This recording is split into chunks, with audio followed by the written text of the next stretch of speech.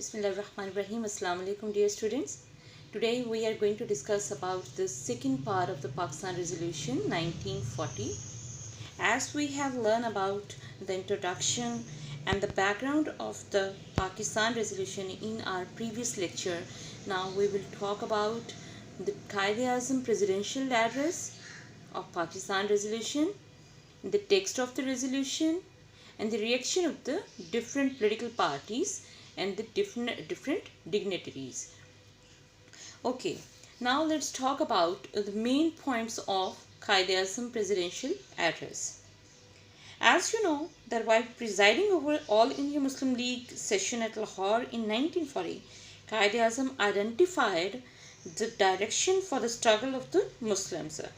So, his presidential address was based on three major issues and points. The first one is written over here, the Muslims as a separate nation.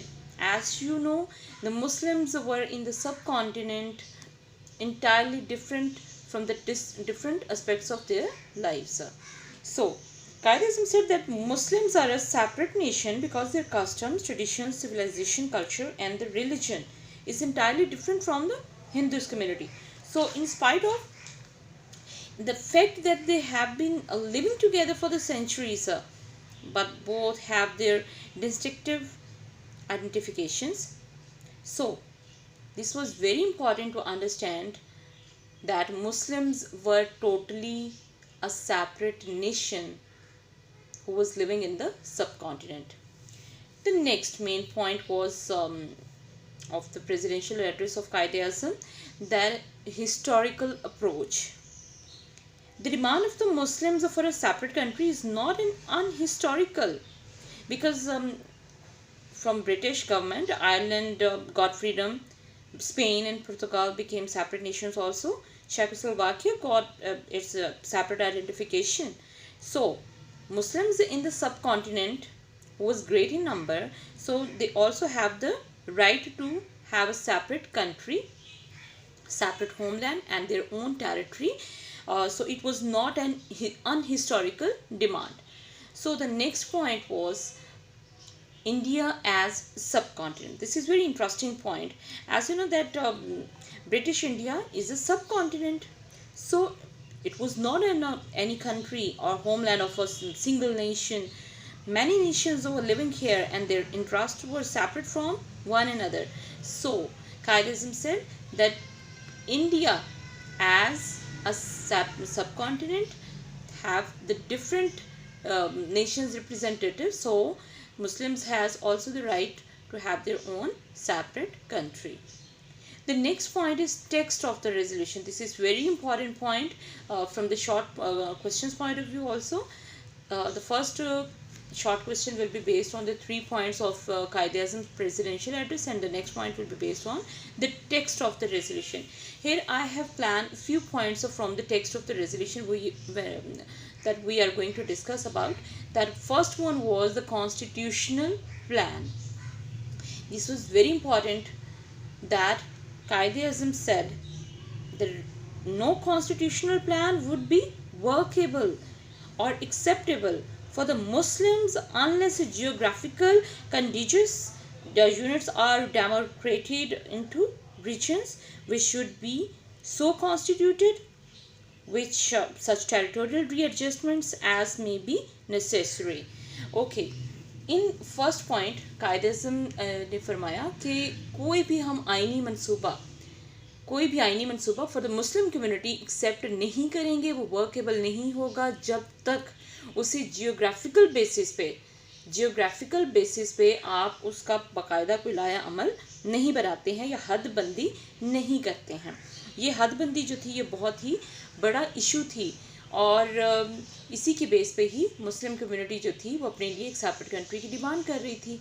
So the next third point is written over here, the territorial readjustments. It was also said that इलाकाई readjustments की जाएँ, कोई भी हदबंदी जो है जहाँ पे ज़रूरी है कि मुसलमान जो हैं वो मेजॉरिटी में हैं और मुस्लिम मेजॉरिटी दूसरे एरिया के साथ कनेक्टेड हैं जियोग्राफिकली, तो उनको एडजस्ट कर दिया जाए, या जहाँ पे मुसलमान माइनॉरिटी में हैं स्पेशली वहाँ पे उनकी थोड़ी सी रीएडजस्टमेंट कर दी जाए ताकि मुस्लिम कम्युनिटीज़ जो हैं वो एक दूसरे के साथ डायरेक्ट लिंक में आ जाएं, डायरेक्ट कांटेक्ट में आ जाएं और जियोग्राफिकली या टेरिटोरियल बेसिस पे वो कनेक्ट हो जाएं. The next one point was Muslim majority areas.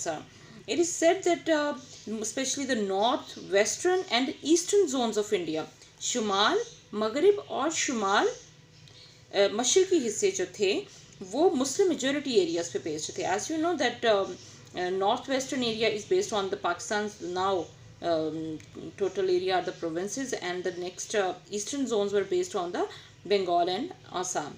So it should be grouped to constituted independent state in which the constitution unit should be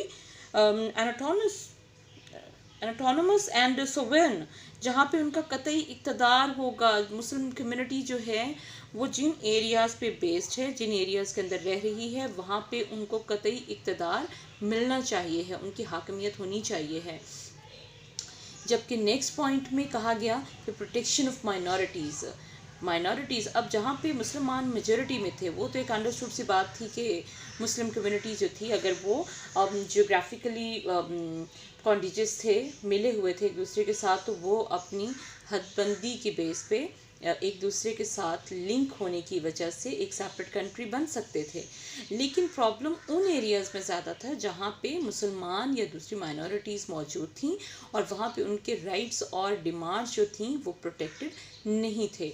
so in the last lines of the text of the resolution it is said and demand by the Quaid-e-Azam that the protection of the minorities should be excellent, especially arrangements thus should be made for the security of the Muslims where they were in majority. It was said by Qaid-e-Azam कि जहाँ मुसलमान minority में हैं वहाँ पे भी उनके हकूक़ का तहफ़्फ़ुज़ किया जाना चाहिए. ऐसा ना हो कि हिंदू मेजॉरिटी जो है वो स्नब कर ले मुस्लिम कम्युनिटी को या फिर उनके लिए बहुत सारे दीगर मसाइल का बाइस बने.